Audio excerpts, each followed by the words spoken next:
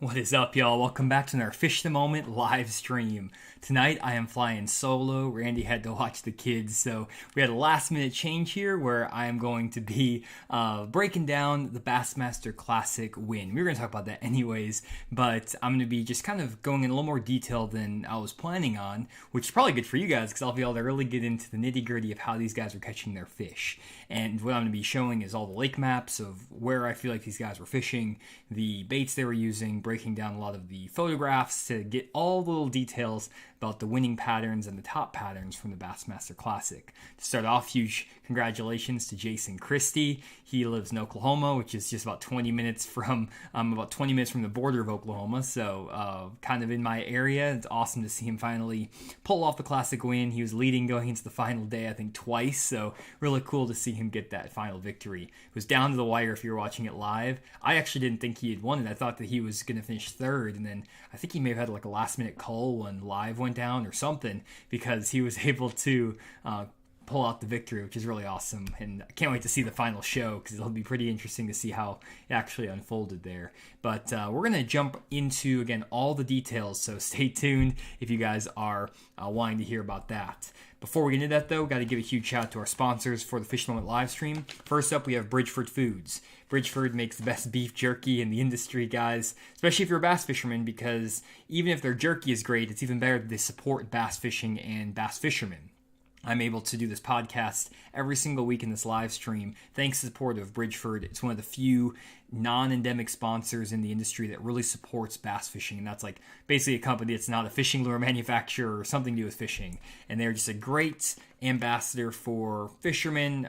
They support a lot of great anglers, so definitely check out Bridgeford Foods and their beef jerky at your local Walmarts. They have Dollar General, gas stations, stuff like that. It's a great snack for the boat and a great way to support bass fishing. So thanks again for Bridgeford for supporting the Fish the Moment live stream. Next up, we also have our other sponsor, which is the Bass Tank. The Bass Tank is a bass fishing electronics installation company out of Tulsa, Oklahoma. They are the only company I trust to put electronics on my boat. You guys know I run a lot of electronics and actually have kind of a crazy setup so I can test all the different brands of fish finders. And they've rigged me up with Garmin, Lowrance, and Humminbird fish finders, multiple different units that I can switch in and out. I have cords running all over my 18-foot Triton. It's literally the most cords you can possibly fit in my boat without literally like ripping out the sides, because it's so jam-packed in there. But they do a great job with all the dedicated wiring, clean power to every single unit, so we get consistent good images for all the testing. Just an absolutely great company, and they do a great job. You can check them out at thebasstank.com.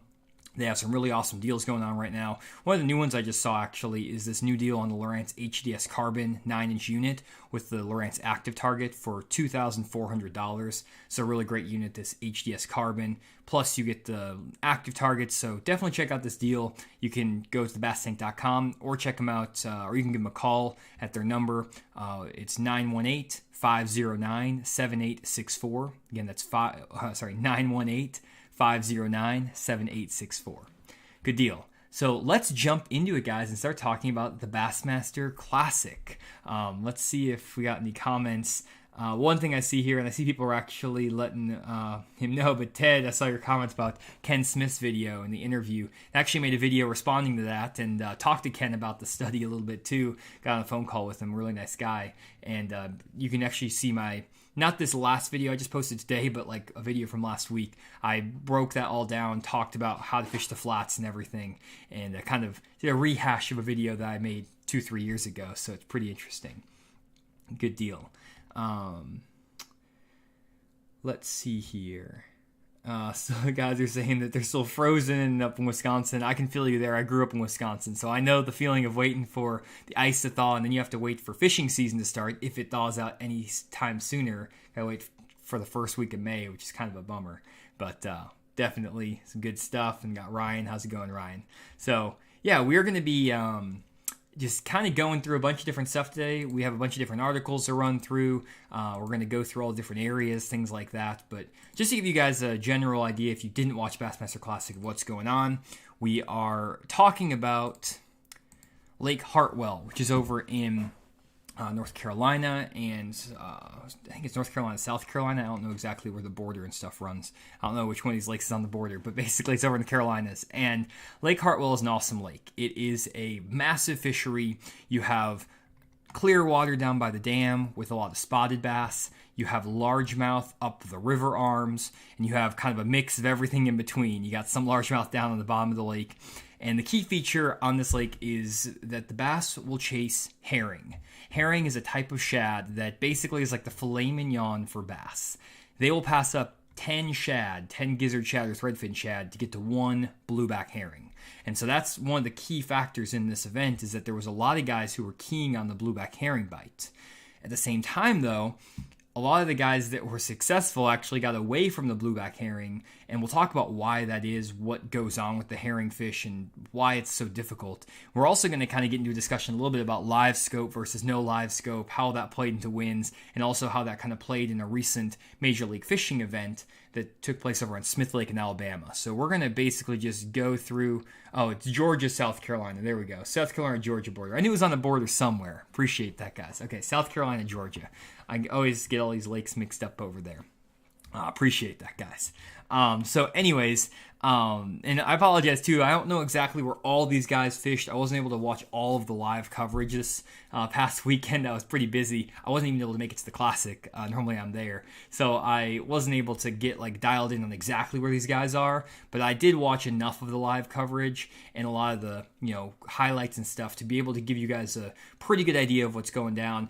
Some of you guys might know even more than what I know as far as exactly where these guys are fishing, all the specifics of what they're doing. If you watched like all 6 hours of live coverage, I didn't get a chance to do that. So I'm going to give you guys my best recap as I can.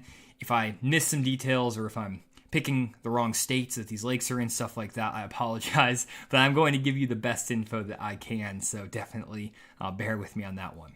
So let's just kind of run through the winning pattern here with Jason Christie. Again, Oklahoma guy, awesome guy. Really cool to see him finally win one of these classics. And if we take a look at some of the baits that he was fishing, it's pretty interesting because Jason is a pretty straight shooter in terms of what he's doing, what he does. And we'll see, go through some of these guys. They're maybe not given exactly what they're throwing, the exact baits and everything. So we're going to have to do a little detective work to figure out exactly what some of these guys are throwing. But with Jason, he was pretty straight up. Fishing a War Eagle Jiu-Jitsu jig. This is a great jig with a yum chunk on the back. That's what he was throwing, and he was just fishing around boat docks, kind of old school style. Fishing shallow boat docks, muddy water, and just fishing as many boat docks as possible. He was also mixing it up, though, with a... basically, it's like a kind of a Demiki rig or a... there's a couple other ways. I forget what they call them. The... oh crap! I'm blanking on the name, but there's another name for this rig. They call it like a Demiki. This is Demiki style, but it's where you cast this a tight lining rig. Basically, you have a little jig head. Let's see if I can zoom this in. A little jig head that has a 90-degree line tie straight to the jig head, and then he has a small, probably 1 or 2/0 hook, very small, with a 3-inch little minnow style bait. This is apparently a prototype sonar minnow, for forward-facing sonar minnow. You could use a Demiki armor shad in the 3-inch size. There's little gulp minnows. There's a bunch of companies that make these little 3-inch shad style baits. And he also had a different version of this bait. This looks like a gulp minnow or something a little bit different, maybe a yum bait. Not 100% sure, but another white bait in that similar size. Actually, it might be the exact same bait in white. But either way, he's just fishing a light jig head with a Finesse swim bait, straight tail swim bait. And basically what Jason was doing, from what I could see on the live coverage, is he was alternating from boat docks and fishing drains and ditches in the morning. Now I'm going to explain both these patterns and explain why they were effective. And if we go into this, basically what Jason was doing, and I don't know exactly where he was fishing in the morning, guys. So again, I apologize. I didn't get the exact locations, but these are some of the areas where I know Casey Ashley, who won the Bassmaster Classic, doing the ditch pattern in the past too. He fished in some of these same areas. I think that Jason was fishing up, I think it's called the Tugaloo River. I don't know if that's the actual name, again, I was hoping that Randy was going to be able to kind of help me with all the specifics on the creeks and stuff since he's fished Hartwell before, but I'm flying solo. So, but he fished up this creek arm, and he actually was leading after 2 days on Lake Hartwell when they fished the Classic here a few years ago, and he got beat out in the final day by Jordan Lee, and Jason was fishing up this river as well. We'll get into why he was fishing up there, but I think he probably was somewhere in this mid-lake area. He may have even been a little bit up into the river arm, but it doesn't really matter on the specifics of where he was fishing. The key was what he was doing. Basically what happens, guys, is in these lakes with blueback herring in the spring, you have bass that will follow these herring into these creek arms, and they call them drains in South Carolina, but it's really just a creek. And if we zoom or go through time here on Google Earth, I'm gonna see if we can find like a really low water scenario. Here's kind of the lowest I can find. Basically what you can see is that these banks have a slow taper to them, and they drop off into the middle out here into just some deeper water. And these herring, blueback herring, will migrate in the morning from kind of this main part of the creek, this main creek section, back into these creek arms, which they call drains or ditches. And what they're literally doing is these shad are moving in this section where that line is right there. They're setting up right in the center of this, right where that, I'll just put this as herring. I'll probably say shad and herring intermixed, guys. I mean herring if I say shad, but herring is what's on this lake. And what'll happen is these, both largemouth and spotted bass, but mainly a lot of spotted bass, will push these herring into these ditches and drains. And the way that a lot of guys were catching them pre-live scope, pre-forward-facing sonar, and this actually happened in the Bassmaster Classic a couple of years prior on the same lake, is they would just throw jerk baits and swim baits in these drains and ditches. And it was a little bit more random in the sense that they kind of just had to get into these drains and ditches. They may see some fish on their 2D sonar, on their side imaging, whatever it is, 360 imaging, and they would just kind of fire at them with, jerk baits, swim baits, stuff like that. And they would just try to get their bait in front of as many fish as possible in that period when these fish are feeding in these drains.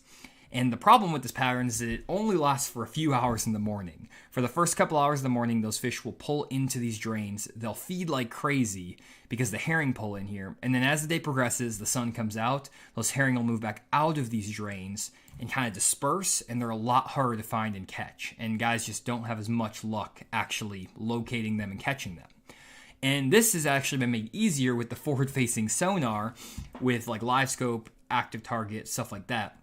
Because if you can go into these creeks and then drop your live scope, you can see exactly where these schools of herring are. And that brings us to kind of what Jason was doing with his sonar, FF sonar minnow, whatever it is here, this yum bait.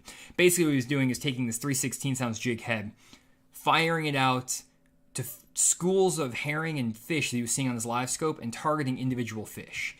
And he was doing the whole live scope deal where literally he's watching the fish swim around in front of him. If he sees 5 or 6 fish group up around a school of shad, he'll fire that little swim bait in there, work it out in front of them, and get those fish to bite if he can. And he was able to actually get a pretty quick limit, I think, the first 2 mornings of the event. And the third morning, he really didn't get it going. He didn't get the herring thing going, I think, in the morning. He may have caught a couple fish. I didn't watch the coverage. But I don't think he did like super well on the herring in the ditches and stuff in the first or the third morning of the Classic. But the first 2 days, he caught his limit doing this. And the great thing about this, guys, is that it's a great way to consistently catch a good number of fish if you can find one of these drains or ditches that have a lot of fish and you can capitalize on that active feeding time. If you can get into one of these drains and there's a bunch of fish in there and there's a bunch of herring in there, you can scope around, pick off a limit of fish pretty quick, and get your day started. And it only takes you an hour or 2 in the morning, and then you can go try to upgrade in the afternoon. Now, where there were some guys who tried to chase this pattern the entire tournament. They literally just tried to chase these fish in these ditches and then tried to chase more fish that were just kind of out, maybe around like brush piles, cane piles, standing timber, stuff like that, more on the main lake after these drains dried up in the morning. And what I mean dried up is just the fish weren't as aggressive in there. The problem with that is that a lot of these fish that pull into these areas are pelagic, or they're basically nomadic. What that means is that the bass follow the herring. They're not there on hard cover or hard structure. And this makes it a very inconsistent pattern over a 3-day tournament. Basically, if you wanted to bet on these herring fish all 3 days, you had to get very lucky that you're able to run into enough of these little drains or ditches and land on one of them that's loaded with bait and loaded with active fish. The problem is that this drain here may be good one morning, but then what could happen is that those herring move in here one morning, and maybe they come back in here the next morning, and then the third morning they decide they're not going to swim into this drain, and maybe they swim around the corner during the middle of the day, and now they're swimming into this drain over here. And I've followed fish with my live scope, guys. They're chasing gizzard shad, and I followed them 100, 200, 300 yards in the course of an hour. So I think that sometimes these schools of bass can just follow these herring like crazy distances, more than we ever thought they could. And when those bass are not related to hard structure, hard cover, like a brush pile, a rock pile, points, stuff like that, and they're just following the herring or the shad, it's so hard to stay with those fish multiple days in a row. And that's kind of what happened with Christie on the last day, is this herring pattern just kind of dried up on him. But he was really only doing this as like a way to get his day started, get a limit in the boat, and then he had a backup pattern that helped him catch his bigger fish. And that's what we're going to kind of go into now. So after those drains and ditch pattern kind of dried up or stopped firing, he would move up. And again, I'm not 100% that he was up this river. I know this is exactly where he was fishing a couple of years past. I think I saw on one of the live feeds that he was up this river, but again, I might not be 100% on this. So guys, just give me a little bit of a break if I'm not perfect on where these guys are fishing, and I don't know exactly which creeks and stuff he was fishing. So just again, bear with me on that, but I'm doing the best I can. And basically what sounded like he was doing on the live feeds is that he was rolling into the back of creeks, and I did hear one part on live where he basically said that it didn't matter for him if he was fishing a very steep creek or that had very sharp banks. So I'm going to try to find like an example like this bank. This creek, for example, has very flat banks. You can see the banks on these docks are very flat when the lake is drawn down. And it didn't matter really if he was on these flatter pockets or if he was in a pocket that was a little bit steeper slope to it.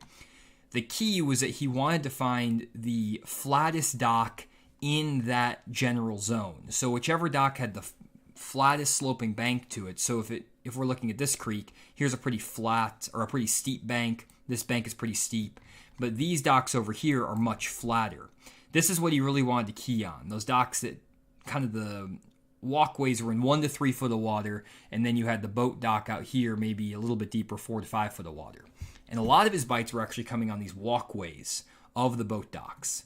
And the difference between Christie and a lot of the other guys that were fishing is that Christie was actually targeting these boat docks in dirtier water, and he was targeting them with a jig.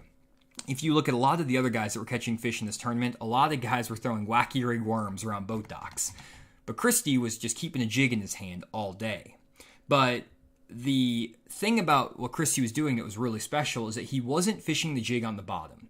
He mentioned in the live feed that he was not getting a single bite when the jig was actually on the bottom of the lake. Instead, he was actually working that jig, pitching it into the dock stalls or whatever, and then swimming that jig up off the bottom. He was trying to keep it a foot or two off the bottom and basically swim it back to the boat. None of his bites are coming when that jig was on the bottom. And that's super critical, guys, because I think that a lot of guys may have tried to throw a jig and they just missed that. Where Christie was able to figure out that those fish were biting that jig as he was working it in the middle of the water column. And the reason that a lot of guys were catching him on the wacky rig worm versus the jig, if we just go up to some of these other guys, they were showing, wacky rig worms like Sets and Blaylock.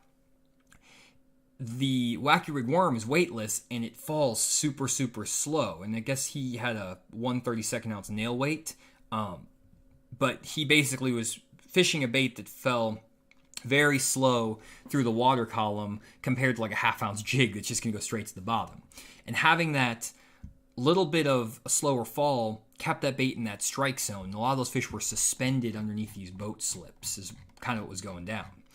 And if we just take a look at kind of what Christie was doing, I'm just going to both go through some of these photos on Bassmaster.com. You can find them here on Bassmaster if you want. But if you go and look, you can see in the morning, this is him staring at his active target. And you guys can watch videos on my YouTube channel about how I target these fish that are just like roaming on active target, or with, he's using live scope. But one thing that I don't like fishing this way personally. I know I need to get better at this, just chasing these random fish that are swimming around out in the open.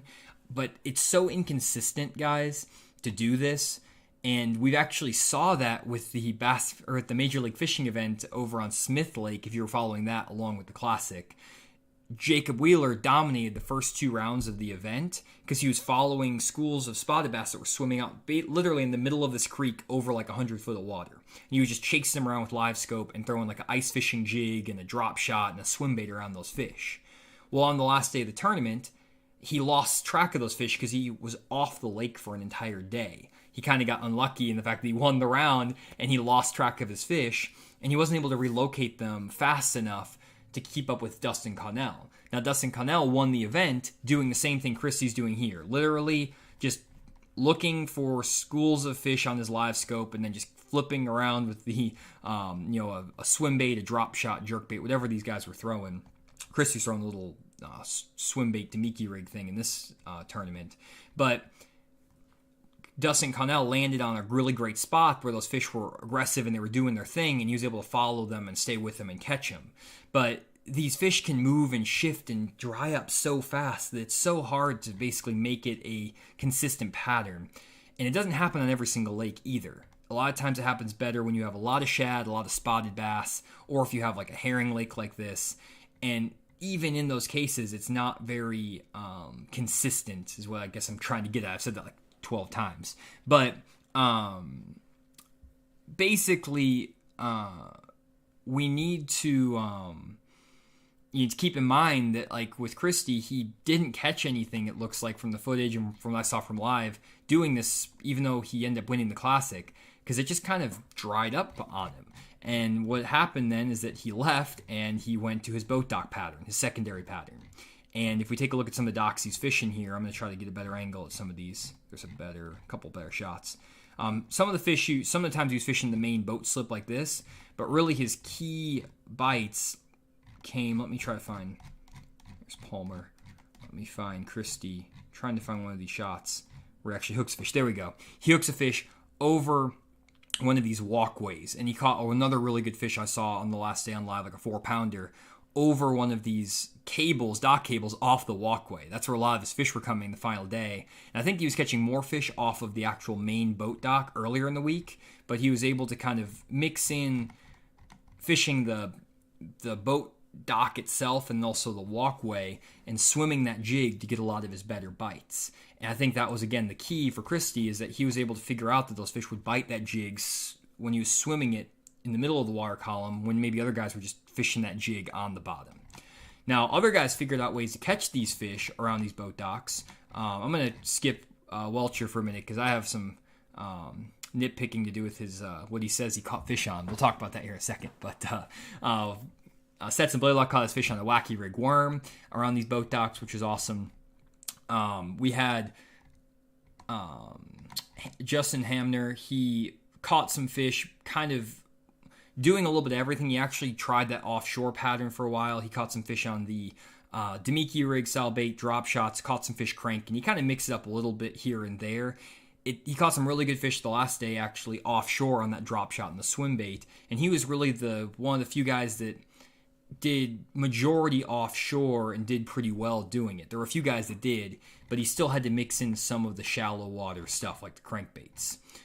Got Chris Johnson fish up shallow, and then we got Luke Palmer fish docks plus the swim bait on those fish in the drains, just like everyone else was doing. And then we got this crazy thing. Oh my goodness, what is this? The flip gill. That's massive. I don't know what I don't know what Ito is doing. Taku Ito is always doing something crazy. But the one person I want to get to is here. Brian New. Brian New led the tournament after the first day of the event, And he actually figured out a deal where he could catch some fish on this Kitech swim bait with a 1/4 ounce jig head. And he was skipping that swim bait under boat docks, reeling it, and caught like a 20-pound bag of fish. Now, what happened is he was probably catching those same fish that Christie was catching that were kind of suspended under those boat docks. But with a swim bait, a lot of times you need wind to get that pattern to really work. And I just think that with the lack of wind the last 2 days of the event, he wasn't able to get that big swim bait bite to work multiple days. But, and he was able, it looks like he caught a few fish on a jig, but he also looked like he was throwing a wacky rig worm the last couple days a lot to kind of survive to get to the last day. But really, once that swim bait bite died, he really struggled. And he probably tried to commit to that and make it work, and it just wasn't working. And the same thing happened to Steve Kennedy, who even fell further back in the standings. And I'm skipping some guys. Joey Nania, he did the offshore thing and did pretty well doing the offshore, finished 13th. But Steve Kennedy, who was co-leader after the first day, I think, or maybe he was leading outright. I can't remember. Maybe he was second place or third place. He was somewhere in there up in the top. And he was throwing a Megabass mag drafter on boat docks and a little swim bait. And again, that kind of died out on him. And he was able to catch a few fish on a wacky rig and stuff like that. But a lot of these guys were trying this swim bait thing around boat docks. I think Zaldane was doing that too, Chris Zaldane. And they were just able to get it to work one day. And that's one thing you also notice with these guys who win these 3-day events. If it was a one-day tournament and it was just that first day of the event, the guys who hammered them were your Steve Kennedy's fishing the big swim baits. Same thing, fishing the big swim baits down here with Brian New. But out over 3 days, they ended up not succeeding because they were fishing a pattern that's not a consistent pattern. It's not super easy to replicate day over day. If you look at the guys who finished near the top, they kind of had a 1-2 approach that allowed them, like Stetson Blaylock. I know he caught some fish on the wacky rig, but I think he also caught some fish a little bit deeper. I saw him doing a little bit of deeper stuff, and he also caught some fish cranking earlier in the week. So he was catching fish cranking in the mornings, and then he had the wacky rig worm. So he had 2 pretty consistent patterns. Overall, crankbait is a pretty consistent pattern day over day. Same thing with the wacky rig worm. And that was kind of his main strategy. And then same thing with Jason Christie. He was kind of doing the ditches and stuff like that first thing in the morning, which was not super consistent, but when it worked, he only needed an hour or 2 to put him in the boat. Then he went to a jig in the afternoon. And a jig around boat docks is a super consistent pattern. It's going to outfish a swim bait day over day on average, and you're going to still catch quality fish. And I thought it was really smart that Jason went to that jig, which is obviously a confidence bait for him if you've followed his career, but it's also a very consistent tournament winning bait. And I think that that's very overlooked a lot of times. I think it's also important to talk about the fact that Jason didn't win this tournament exclusively on LiveScope. We've seen so many tournaments getting won exclusively on the LiveScope recently, and it's kind of almost getting annoying personally watching guys just like stare at their screens. So it was cool to see Jason kind of integrate both styles. And that's how I like to fish as well, honestly. I like to use the LiveScope, but I like to integrate different techniques as well. I don't always like to be staring at that thing. I like to get up and, for me, it's like throw a football jig. I don't really catch that many fish with a LiveScope using a football jig. It's kind of like flipping boat docks. I can use the LiveScope potentially to help me with the football jig bite, but I don't need it. I can catch plenty of fish or even sometimes more fish on a football jig without LiveScope. Same thing with this. Christie probably could have used LiveScope to see some of those docks, where those fish were, look under the docks with the LiveScope. That's what some of these guys were doing with the wacky worms and the swim baits. But honestly, he didn't look like he was using the LiveScope that much in the afternoons. He was just straight up fishing a jig on boat docks. And that's pretty awesome to see that that's working. And we just know it's a consistent pattern. But he was kind of able to mix both. He was able to win because he mixed in both the LiveScope pattern plus the old school flipping pattern. That's why I was excited to kind of have Randy talk about this. But unfortunately, as I mentioned earlier, he had to take care of the kids, so he wasn't able to make it. So I'm flying solo on this. So that is basically Jason Christie's winning deal. Now let's talk about Kyle Welcher. So Kyle Welcher has a YouTube channel. You can follow him there on his YouTube channel, and he's a really good angler. he also is pretty good at keeping his cards close to his vest on what he's throwing, because in this article he shows he's throwing a jig, a jerkbait, and a wacky rig worm, or sorry, a shaky head worm. Now this is the reason, guys, you have to be very careful about reading these articles and just taking information straight from them and just like saying, oh, this is what these guys are catching them on, or what pros say even in YouTube videos. I'm not saying that Kyle isn't giving up good information in his YouTube videos, stuff like that. I'm not trying to imply anything there. I'm just talking about this in general, and this is just a good example. So I'm not trying to call it Kyle. A lot of guys do this. This is just the way it is. And a lot of these guys want to keep their secrets. They want to keep what keeps them having advantage. So it makes sense for a lot of these guys. And also they have sponsorship obligations. Kyle, he works with Big Bite Bait, or works with 13 Fishing. He works with Spro, and I'm not sure if this jig is his jig or whatever it is, but he has sponsor obligations. So completely understandable. But if we take a look at what Kyle was doing, if you actually look at his baits that he's throwing, and I couldn't get a good view on everything he was throwing, so he could have been catching a few fish on these baits. But the key things it looks like he was throwing, I know he caught, right here you can see a wacky rig worm laying on his deck, and I saw him throwing a wacky rig a lot at the end of the day, the third day, and he didn't even mention the wacky rig. He was just saying it was a shaky head, but he was throwing a wacky rig a lot. He's throwing a mag draft swim bait. You can barely see in there, but it's a Megabass mag draft swim bait right there. Caught a lot of good fish on that. He may have caught a couple fish on some shaky heads here and there, but he definitely was throwing the mag draft a lot, the wacky rig worm a lot. He was throwing a big glide bait. There's that mag draft swim bait right there if you kind of look at it. He has a couple jerk baits in the deck of his boat. He's got, I think he may have a shaky head, and he has a wacky rig worm. But from what I saw him catch, from like actual fish I watched him catch, he was catching a lot of fish on a big glide bait, a mag draft swim bait, and a wacky rig worm. That was kind of what I saw him fishing for the most part. Here's that big glide bait. I think this is a KGB swim bait, gizzard glide bait.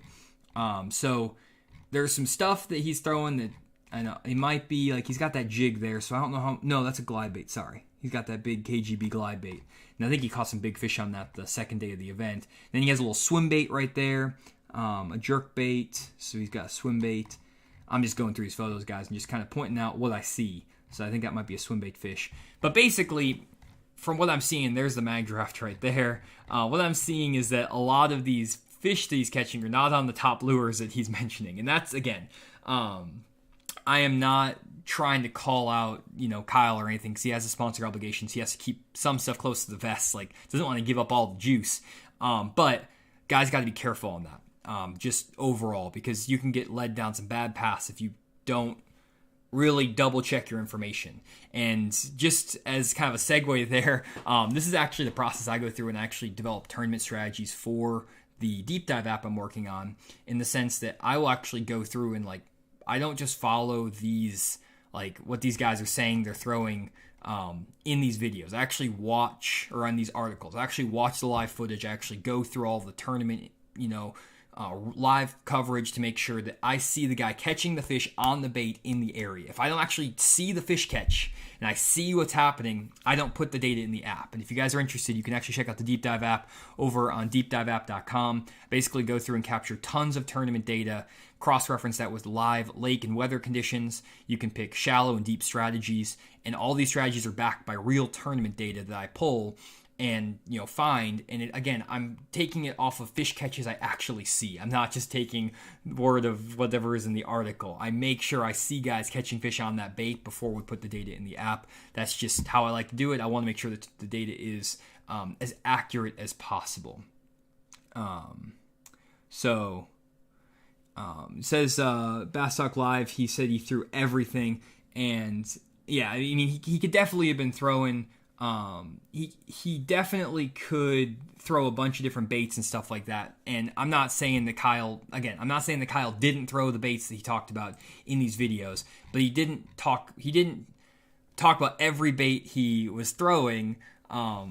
And you can see that in just some of the fish catches and stuff that he had. So, you have to be careful, guys, with, there's certain information and stuff that just gets left out. And I'm not trying to call out Kyle. This has nothing to do with Kyle specifically. This happens with all pros. So this is not a Kyle Welcher specific take. And again, I'm explaining the fact that he has a living to make. He has to keep some secrets to himself to be successful. And there's an incentive to promote sponsors and stuff like that. So this is nothing bad about Kyle. I don't not saying anything bad about him. I want to make that super, super clear. I'm just trying to, let you guys know that that's what goes on.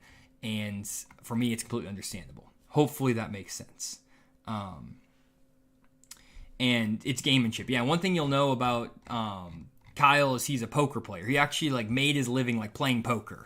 So Kyle knows that he can't put all his cards on the table. If you lay out all the cards on the table, people are going to know what you're doing and you're not going to have the advantage anymore. So he actually made a living going and playing poker and making money on poker and blackjack. I don't know the whole story. Kyle, you can follow Kyle's YouTube channel for all that. But he knows what he's doing on the probability of all this stuff and how to adapt and change and take conditions. So he's a really good angler.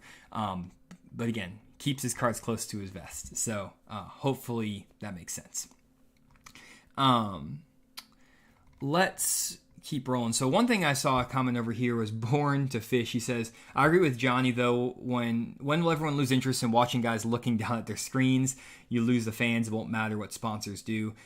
For sure. That is one thing that I'm kind of getting a little bit tired of. If you see in a lot of these tournaments, especially that Major League Fishing event that was out in Smith Lake, if we just kind of go, let me transition over here. On Smith Lake, these guys were just and this is not Smith, this is Hartwell. So let me go over to Smith Lake. But basically what was happening on Smith is, I don't know exactly where. I think that Dustin Connell was actually fishing down by the dam down here. I think that's where he actually won the tournament. I'm not 100% on that, but I'm pretty sure it was this dam. And he caught his fish down here. And literally what he was doing is just getting out here in the middle, scoping around, finding fish that were suspended out here or just setting up around the rocks, just firing at them. When he saw a fish, he would cast, and that's it. And obviously it's a very efficient way to catch fish, and it can be very productive. It may not be super consistent all the time, and it takes very specific lake conditions and stuff to make that happen, but it is a way that these guys are catching them. And I don't know. I had something that happened to me that made me a little bit worried, and this is just something personal. If I was actually out on Table Rock, I'll go over here and show you. So I was fishing on Table Rock the other day, and this is what scares me about the whole live scope thing a little bit. And I'm not saying anyone's doing this, but I'm just wanting to put it out there.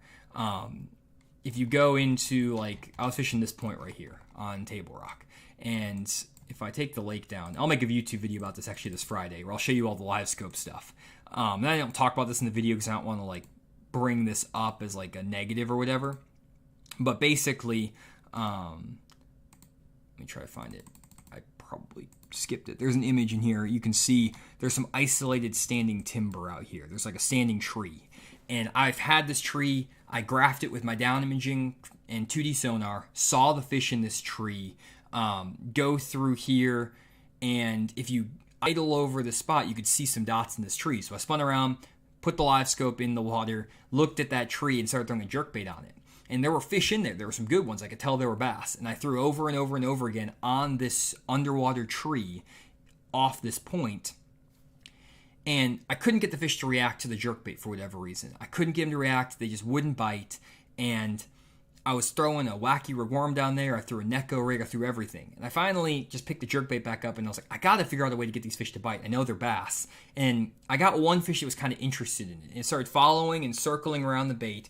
And I twitched my rod up, and then boom, it loaded up. And I was like, oh, awesome. I got the fish. He finally bit it. I did a good thing. I reel the fish in. He's hooked in the back. And I think what happened is that I saw that fish on live scope. He was right on it. I jerked my rod up to try to give it a different retrieve and unintentionally snagged the fish. It was hooked in the back. It was not in the mouth. I ended up catching a few more fish that were hooked in the mouth that it was like, yes, they did actually try to bite it. But I think I may have actually just snagged that fish. And I mean, you have 3 treble hooks on a jerk bait. I just wasn't intentionally doing it, but it happened. Well, what's now stopping guys from seeing those fish on live scope, getting it in front of them and jerking it different directions and literally just snagging these fish? In sight fishing tournaments, if you snag a fish, if they're hooked outside the mouth and you can visually see them, does that mean you have to put them back? And I feel like with live scope, this might be a hot take, but maybe if you are using live scope, you see the fish on the live scope, and then you snag it hooked outside the mouth, maybe that's not a legal fish. You have to release that fish. How hard is that to govern? Super hard. Guys who are sight fishing and stuff like that, it's a little bit more like you can tell they're sight fishing, and then if it hooks outside the mouth, the marshal can tell. But like if you're staring down at your live scope screen and that fish, you hook the fish and it's hooked outside the mouth, should that be a legal fish? Or should that be a snagged fish that isn't legal? I don't know. I don't know what the answer is on that, but that could get pretty sketchy if guys get good enough with this live scope. They can literally start snagging fish with jerk baits and jigging spoons, put big hooks on a jigging spoon, just snag the fish. I can see it happening, and that's scary. And all these baits that all these guys are catching fish on are like that. So if they're not eating the bait, I don't know. That's kind of sketchy. So enough on that tangent. I just thought that was kind of scary. That has nothing to do. I'm not saying any pros are doing that right now or anything like that, but it happened to me and it got me thinking. So again, I'm not talking about, try not to be controversial over here, but I feel like some of the stuff I'm saying could be taken the wrong way. So again, I'm not worried about, I'm not throwing shade on any of these anglers. I have these tournament stuff pulled up, but a lot of stuff I'm saying is not related to who is on the screen. I'm just talking. So hopefully that makes sense. So let's get back to some of the other patterns that did well. So Stetson Blaukat, Arkansas guy, actually grew up right close to my house, about 20 minutes away from me. So Stetson's a great guy. And he caught his fish kind of on a 1-2 punch where he was actually fishing a crankbait, just burning the crankbait. He would sometimes see some fish on live scope and stuff like that, and he would throw at them. But he was just burning the crankbait around kind of the mid-lake area, around some of the islands and stuff like that, for a good part of the tournament, and doing pretty well, especially with the wind that picked up.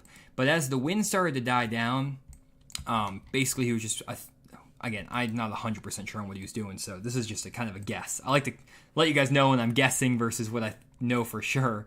But from what I kind of inferred from what he was doing, he was finding patches of maybe clay or harder bottom rocks, and he was just catching fish that were pushing up against these shallower banks, cranking. But the second and third day of the tournament, the wind completely died down, and he had to go to skipping a wacky rig or a Neko rig, basically a nail-weighted worm, underneath boat docks.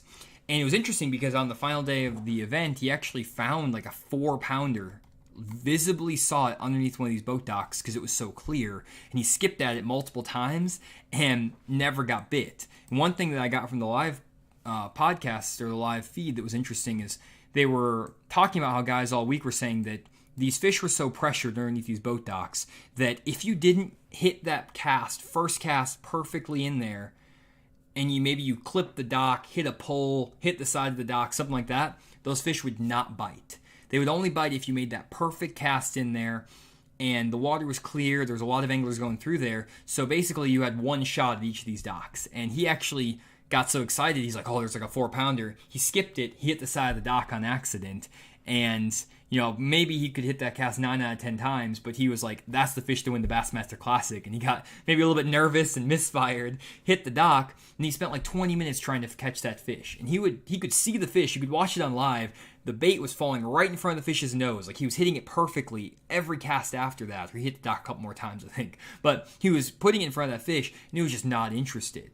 And most of the guys that were fishing these docks with wacky worms, they were saying, hey, you get one shot. If that fish is there, you need to skip it perfectly in there, not hit anything, and then just get that bait in there.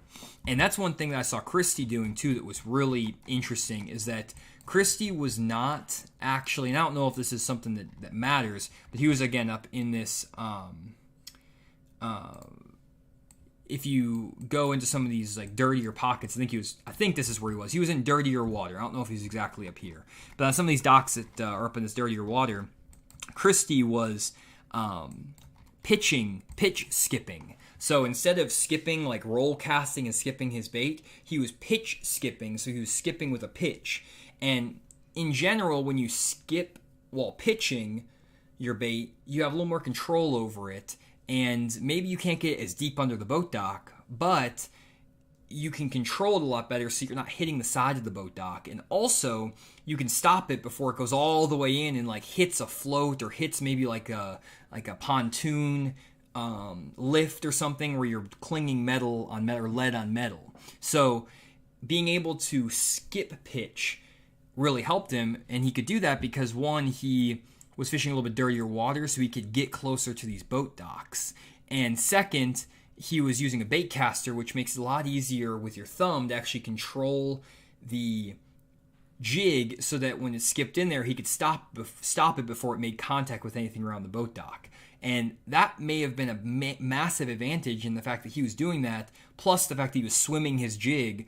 Those two factors could be, and I don't know if that's the main thing that was happening, but that could be the difference between him catching 17 pounds a day doing this dock pattern and not getting a single bite. If he had been roll casting and skipping and like hitting the sides of the dock and clipping the sides of the boat docks, making a little bit of noise, and then also letting that jig fall straight to the bottom, he may have not got a single bite in the entirety of practice and said, oh, there's no fish on these shallow boat docks on the jig. But because he was able to come into these boat docks, be stealthy, do the skip pitch, and swim that jig off the bottom in the middle of the water column, he was catching them, and there was no other guys who were really doing his pattern. And I've seen that so often, guys, on a lot of these lakes now, and I'm getting more tuned into this as I start really kind of getting to fish more, is these patterns, these ways you get fish to bite. Sometimes if you know the fish are there, there's a way to get them to bite, but you have to have the exact right approach. For example, if you look at what Christie was throwing on this little tiny head on his swim bait around the fish in the morning. We talked about that. If you missed it, it's earlier in the stream, where he was fishing these ditches with the herring in there and throwing this little tight line rig, Demiki rig, whatever you want to call it. But he was throwing a 3/16 ounce head and catching some good fish. A lot of guys, though, who like to use the fish for forward-facing sonar fish, they like a heavier head because it gets down to the fish faster. They want a bait that falls really fast, and maybe it was like a 3/8 ounce or a 1 ounce head. But maybe because everyone else was throwing 3/8 and 3/8 and a half ounce head, Christie coming with a 3/16 ounce head, even though maybe that bait fell slower and maybe it wasn't getting to the fish as fast, it looked more natural and he was able to catch more fish. And I don't know if that's the case, but I know a lot of these guys that if you look who are throwing these swim baits, if we find the next swim bait guy, we got a 1/4 ounce head here with this Demiki rig, a little bit heavier. We have this swim bait was a 3/8 ounce swim bait, so a lot heavier there. Got this Demiki head. This is a 1/2 ounce, so he's got a 1/2 ounce head on that Demiki rig. So a lot of these guys, that's a very crazy chartreuse color. Let's see here. And these are, I'm just going for guys who are fishing the Demiki rig and like underspin. So this is looks like a heavier underspin, like a 1/2 ounce underspin there as well. So a lot of these guys who are doing the Demiki rig deal, here's a 1/4 ounce, and then there we go, 3/16. So Jonny was doing the 3/16 ounce thing too, and he did pretty well. So maybe having that lighter head helped out versus guys who maybe didn't make the cut who were throwing a 3/8 or a 1/2 ounce. So again, this is just a theory, but doing stuff just a little bit different in your baits when you know the fish are there is really critical. And as you guys know, I spend so much time graphing that I am pretty good at locating fish, but I personally don't feel like I'm always the best at actually finding out how to get the fish to bite. I can find fish very effectively. I'm very good at saying, okay, this area has fish in it, but I think I give up too soon sometimes. And there was a perfect example was this exact spot I was showing you earlier, where I sat for 15-20 minutes fishing this point there was a standing tree out here, and basically what I figured out is that I had to go on this tree I snagged that one fish, which was unfortunate, but it did kind of, I think it may have somewhat reacted. I don't know. I don't know exactly what happened. But then I caught 2 more fish that barely grabbed my jerkbait, but they got it. And they were like 2.5 to 3 pounders.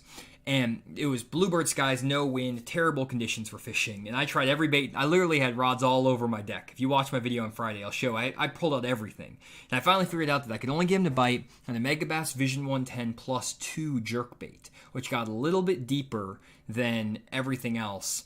And it seemed like that jerkbait getting slightly deeper and also pausing that jerkbait for 15 to 20 seconds is what got me my bites. I literally had to make that bait neutrally buoyant, perfectly suspend, get it down to 10 foot, and just let it sit there next to the tree for like 15 seconds. Then those fish would eat it. It was crazy. But if I just came past that tree and just threw a jerkbait, normal Vision 110 plus 1 or Vision 110 jerkbait, gave it a 2-second pause and just jerked it, those fish weren't reacting. I wouldn't have even caught those fish. But because I knew they were there, and again, I graphed them with down imaging first, then spun around, threw the jerkbait down there and let that bait just dead stick down there, it got those fish to bite. And I've noticed this, I've started doing this a lot more in the past, really like year and a half probably, where I've been able to get a lot of these inactive offshore fish to bite by doing different stuff. And I have different cues and different things that I do to get these fish to bite. That's actually a great segue.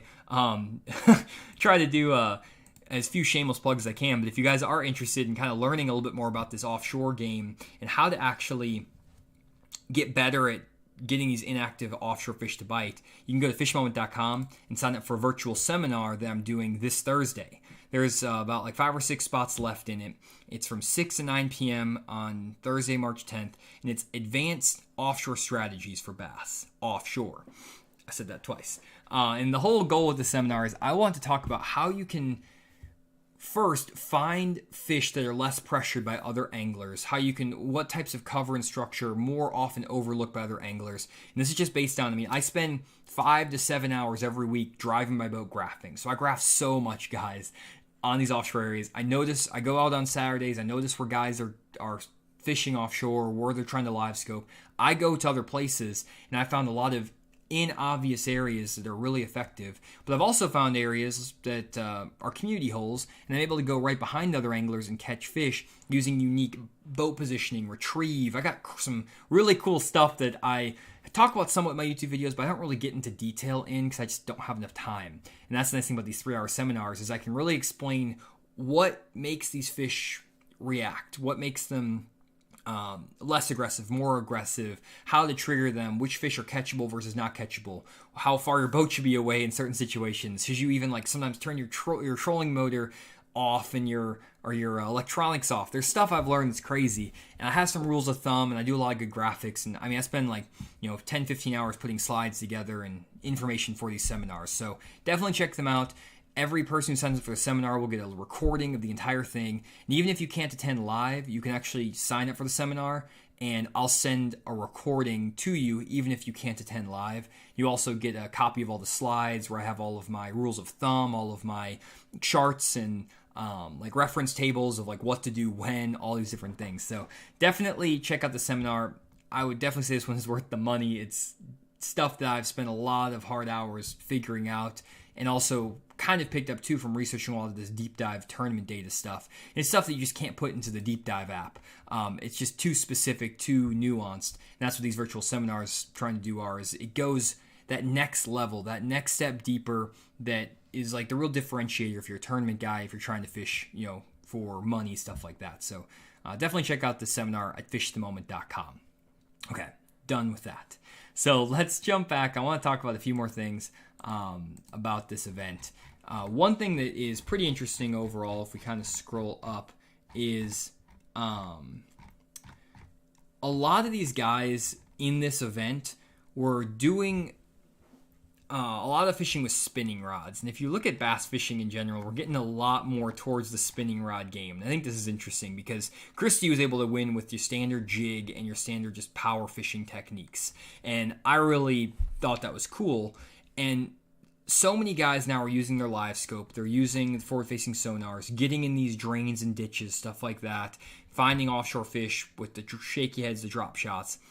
There's a lost art in the power fishing game, I feel like, and how you can blend it with this finesse style. I think at times, guys get close. Like I know Brian New, he, for the first day, was able to catch him really good on that big swim bait and hammer him.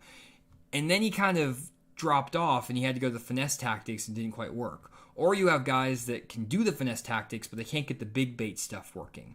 And it takes a really, really good angler like Kyle Welcher here. He was able to go do the glide bait fishing, and then he was also able to do the shaky heads, the wacky rig worms, the smaller swim baits, the bigger swim baits, and mix all that stuff in. I mean, I watched one moment he was skipping a boat dock with a wacky rig worm. Next minute he saw a fish on live scope, threw over there with a little finesse swim bait, caught that fish. Next moment he's throwing a freaking glide bait down the bank, and he's doing all of it at once.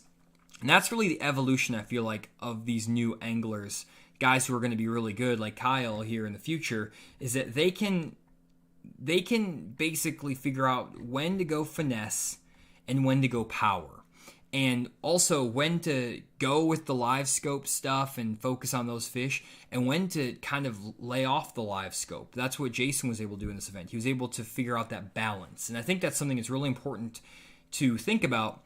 Is I don't think that the future of these really good anglers is going to be like a Tommy Biffle specialist who's just, I'm really good at flipping, or a specialist at just the live scope stuff. I mean, there's guys who are really good at just live scoping who were in this classic and that didn't do all that well, even though they're expert live scopers and they know what they're doing with that. A lot of times, if everyone is getting better at live scope, those fish are getting messed up. And if everyone is still pretty good at the shallow water, they're getting messed up. You kind of have to do a little bit of both, and you have to mix it in where you're good at both styles to really make it work. And more than anything, it seems like the biggest thing I took away from this classic is that you could go two approaches. You either go very finesse with like the wacky rig worms and the little swim baits, the Demiki rigs, or very power, where you go with like the big glide baits, a big jig, the mag draft swim baits like with Steve Kennedy. There wasn't a lot of in between. You can see here, it's kind of like the perfect example of this. You have big swim bait, 5-inch or 6-inch Megabass mag draft, and a 2.8-inch Kitech. And then you got a wacky rig worm here. There's this basically the shift where I think a lot of these pros are realizing that it's either a really big bait or a really small bait. And I've actually taken that in my fishing. I haven't caught a fish on like a 4-inch swim bait in forever. I think it's been like a year and a half since I've caught a fish on like just a 4-inch Megabass Spark Shad. I used to throw a bait all the time, like 5, 6, 7 years ago, and hammer them. But now it seems like I can catch way better fish if I go to like a 6-inch mag draft freestyle or like a 3-inch Megabass Spark Shad or like a 2.8-inch Kitech. Those in-between size baits are not always seem to be as effective anymore. And I find that really fascinating because it's like, I don't know if these fish are just getting conditioned because a lot of guys just throw these normal size baits, your normal size spinner baits, normal size square bills, normal size swim baits, like your average in the middle, where if you want to be successful, it seems like you have to go to these extremes a lot of times, or even like with Jason, going to the big jig. No, this isn't a big jig. I wouldn't call this a big jig, but going to a jig, period, and then throwing a little tiny finesse bait. I think that's really interesting, finding the way to mix that in. And I'm going to start doing that more in my fishing. I actually just rigged up my boat today. And I have some rods that are kind of with still your standard size baits, but like I just put a lipless crankbait in the boat, and I was going to tie on a 1/2 ounce lipless crankbait, but I'm like, nope, I'm going to go to a 3/4 ounce lipless crankbait because it's a little bit bigger, a little bit different, and I'm going to give that a shot versus going with the standard stuff that everyone else is doing. So that is, hopefully you guys are making sense. I hope that makes sense. So let's see here. I didn't really go through any comments, so let me just roll through some comments we got. Oh, here we go. Michael. Here we go. Got to give our Bridgeford beef jerky giveaway for the live stream, and I just saw a great comment for that. Every week, guys, we do a giveaway for Bridgeford beef jerky. Shout out to Bridgeford for sponsoring the Fish Moment live stream. And Michael, you are the winner this week. He said Bridgeford needs herring flavored jerky. I don't know if that would taste good, But maybe if they could market it as that, that would be a great fishing, great thing to reel in the fishermen. It might not be the best tasting thing, but maybe, you can, I don't know if herring tastes good. They could taste good, but great comment there, Michael. And because of that, you're the winner of the Bridgeford Beef Jerky giveaway this week. You can send me an email at info@fishthemoment.com. Again, that's info@fishthemoment.com, and we'll get Bridgeford to send you a free case of Bridgeford Beef Jerky, 12 packages of it. So there you go. Good job on that one. Let me go through a few more comments here.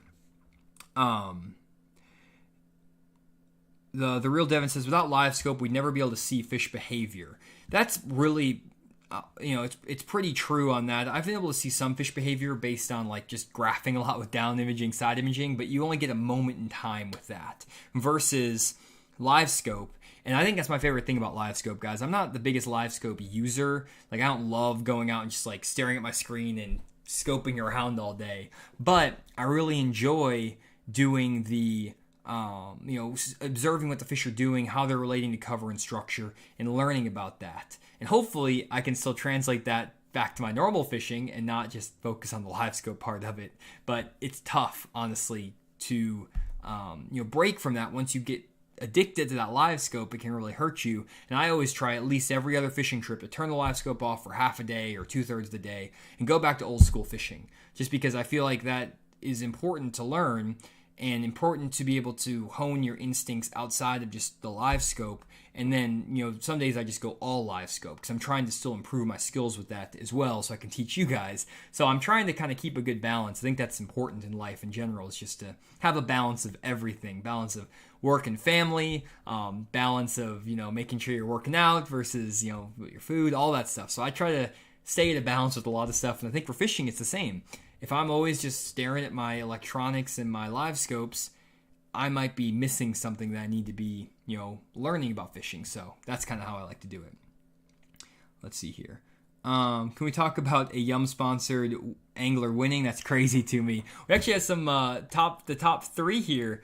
We had Jason Christie was Yum, and then I think we have 13 Fishing with Kyle Welcher, and then we have Yum also for Sets and Blaylocks. That's pretty interesting. We kind of have a Yum dominated top of the field. There's a couple other guys though in the past that have won with Yum. Alton Jones won in 2015 with he was sponsored by, or is sponsored by Yum. On Lake Hartwell he won in 2015 here. So that's another, or maybe 2014, one of those years. Alton Jones won. So maybe Yum baits work really well in Hartwell. Maybe it's the scent or something. It's like that. They have the herring scent. Maybe that's what it is. Let's see here. Let's see. And then Jason Christie is the first person to win a classic from an aluminum boat. Is that true, Michael? I didn't know that was a thing. That's pretty cool. Let's see here. And Jim says you can snag in tournaments if not sight fishing. Hopefully that's not hopefully true. People shouldn't be doing that, but who knows?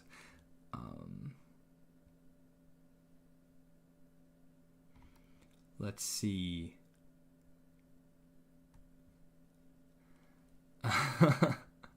Jonny going down the Randy rabbit hole with the snagging fish with live scope. Hey, I'm just throwing it out there. When am I going to test the new Live Scope Plus transducer from Michael? I'm going to try to get out with the Bass Tank guys here at some point. They all were at the Bassmaster Classic doing stuff, so I'm going to try to get out there and do some testing and look around with it. It looks pretty good. I don't know if it's I don't think it's game changing, but it looks good. They cleaned up some of the frequency, or they made the image look clearer, I guess, with less background noise. I like the background noise personally when I'm using live scope because I feel like I get more data back. So I don't know. We'll see. I've heard literally nothing. So I don't know if it's good or bad. Let's see here. And Melvin says, I feel like you shouldn't have to explain yourself in detail. Everyone knows the pros don't tell all. Good. Glad people are understanding what I was saying.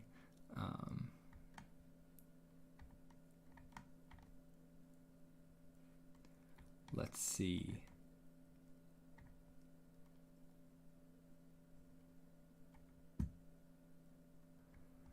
saying, sorry guys, I'm just reading comments. One thing that guys are talking about is just like the inconsistency factor of, you know, the live scope and stuff like that.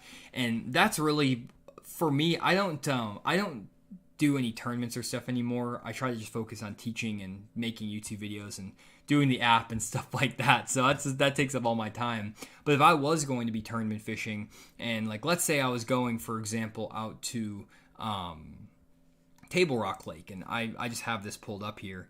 I'll just kind of show you what I'm talking about here. By the way, thanks to Money Bass for the $5 super chat. Great assessment. I have to check out the seminar. Hartwell fishes Lake Lanier. Let me know when you're ready to catch some Magnum spots on Lanier. Will do. Appreciate the super chat. So if I was going to fish a tournament, guys, for example, over here on Table Rock, I found some fish in these standing trees and stuff like that, and I can live scope these fish. And I think that these are fish that are easier to catch because they're actually, a lot of them are locked down on these trees. And there's like, I call these the money trees. Maybe Money Bass, you know what I'm talking about. But these are like these trees that are out here. And I'll find a better image of one of these pockets that has these trees in them. Because this is not the best image. But basically you have like these are the trees. You can see them. They're all through here. And I found ways that I can graph this with my 2D sonar and down imaging to identify which trees have fish in them. And so I can go through this pocket and I can basically tell you, okay, in this whole pocket, there are 7 trees that have good sized largemouth in them. And I can just mark all those and come back tournament day and potentially make this happen. But that live scope deal, catching with the live scope, can be a trap because if you get so focused on just staring at those fish, the time just flies, guys. Like, it's crazy. It's like sight fishing in the sense that, like, you know they're there and you want to get them to bite and you see them kind of reacting to your bait. But just like working a sight fish, sometimes it takes 45 minutes to an hour to get those fish to bite. And on the live scope, it's the same thing. And that's kind of how I almost feel when I'm doing this live scope stuff on these trees. It's like sight fishing. I basically identify the trees. It's like each tree is like a bed in my mind. There's like a bass setting up on beds here, here, here, and here. You can go there, you can look at that fish on the bed, you can see it swimming around, and then if you get to that little sweet spot, pitching your white plastic, whatever, your little white tube bait down there, you can shake it in front of those fish, and eventually you might get them to bite. And the same thing I found happens on a lot of these offshore trees. You can literally get a group of fish on a tree, and if you work your bait the right exact angle with the right cadence and everything, you can catch those fish and get them to bite. But it's a double-edged sword because there's days where, like on sight fishing days, it's just really hard to get those fish to bite. And same thing on these isolated trees. It's actually kind of the opposite days. On the days when it's bright, sunny, and calm, those fish in these trees are so hard to actually get to commit. Versus up shallow on the sight fish, that's the best days because you can see them the best with your eyes. But then when it's really windy and cloudy, it's hard to see the sight fish, but these tree fish will bite better. And that's not to say that you have to do both in one day, but it's not a super consistent way to catch them. Staring them with a live scope, getting that to work. So what I probably would do is I would have a live scope pattern on these trees, and then I also need to have a pattern that works when the sun is out and it's bright bluebird skies and no wind. And in that situation, I probably want to have some backup fish, maybe even like running up one of these river arms or into some dirtier water in like the very back of one of these creeks, something like that. Or maybe I can catch them fishing a rock crawler crankbait, or maybe I can catch them around some of these boat docks, flipping a jigger on boat docks or something like that. Maybe one of these channel swing banks with a jig. Find some backup patterns where I can just put some keepers in the boat, and then I can go back out to these timber spots and really focus on those trees that I feel like have the bigger fish in them. And that's kind of how I would approach a lot of tournaments, and this is just one example of how I do it on Table Rock. But there's so many situations where that live scope can play, and again, it's just not a consistent deal. So you have to have a little bit of both, if you can, up your sleeve. And a lot of times that takes multiple days of practice to get enough spots and enough areas, enough patterns figured out. But if you can see with I follow so many tournaments now, adding data to the Deep Dive app, that it's so consistent in recent events that it's very rare that the guy can just go do one thing for every single day of a tournament and be successful. You have to adapt. You have to change. And those live scope fish, especially the ones that, like, a lot of these guys were catching them on these last few months on Table Rock, these fish were just following shad just randomly in these creeks, and they just roamed around in these creeks, and they would just put their live scope down and just scope. They would just go through this creek and just scope, and then once they find the shad and the bass, they drop an ice fishing jig on them, catch those fish, and then they just follow them around. And those fish are great, and if like on a lake like Table Rock, you can sometimes make it consistent, but it's not consistent on every lake, so that's definitely something to think about. So anyways, guys, that is pretty much all I have time for. I've been talking for a while by myself. Randy will be back next week for the live stream. Again, he had to take care of the kids, so wasn't able to make it. If you guys are interested, definitely check out that seminar I mentioned, on fishthemoment.com. It's under the virtual seminars page, and it's an advanced offshore strategy seminar. And I'm going into so much detail about how different conditions affect these fish mood, giving a lot of tables and rules of thumb, different strategies I found to find less obvious areas that are unpressured by other anglers, and then also information about how to catch fish on community holes that are just getting covered up by boat pressure. Now you can go right behind people and catch fish off those spots. So that's something I'm going to be talking about in this seminar. Definitely check it out if you're interested and you like the content from Fish the Moment.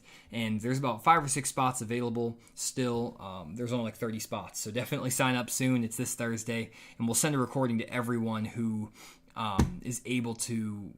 Everyone who signs up will get a recording of the seminar, even if you can't attend live. So if you just want to watch the seminar afterwards and sign up, you can sign up. And again, I'll send that seminar recording out regardless. So that is that.